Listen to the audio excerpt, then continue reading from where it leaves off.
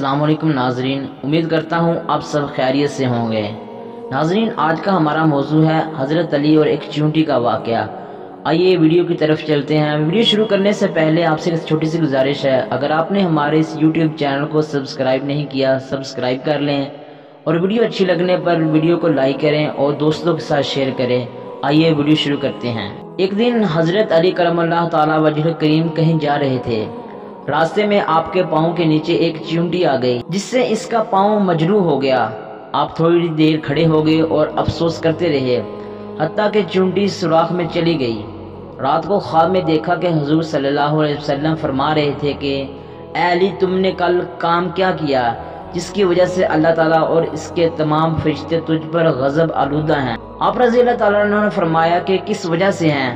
آپ صلی اللہ علیہ وسلم نے فرمایا، تم نے چیونٹی کا پاؤں زخمی کر دیا ہے۔ وہ حق تعالیٰ کی یاد میں سے ہے اور جب سے پیدا ہوئی ہے ذکر الہی سے غافل نہیں ہوئی، سوائے اس وقت کے جب اس کا پاؤں مجروح ہوا۔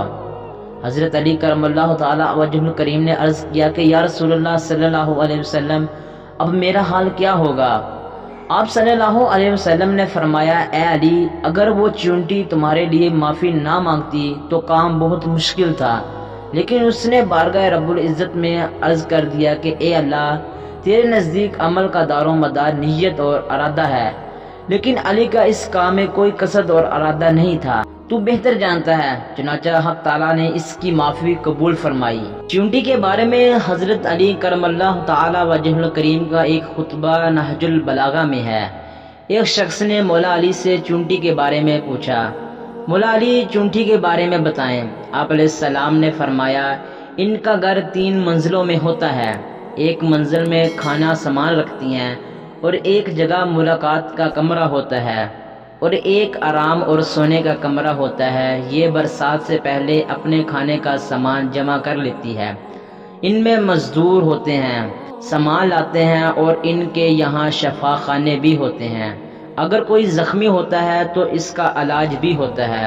اور اتنا عقل مند ہے یہ کیڑا کہ جب دھنیے کا بیج گھر میں لاتی ہے تو پہلے اس کے 4 ٹکڑے کرتی ہے، پھر ایک ایک ٹکڑا گھر میں لے جاتی ہے۔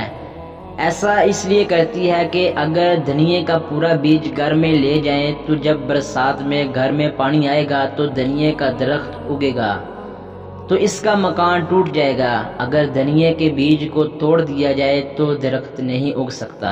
یہ تھی ہماری آج کی ویڈیو اچھی لگی ہو تو لائک بھی کر دیں اور ہمارے اس یوٹیوب چینل کو سبسکرائب کر لیں۔ ملتے ہیں نیکسٹ ویڈیو میں، تب تک کے لیے اللہ حافظ۔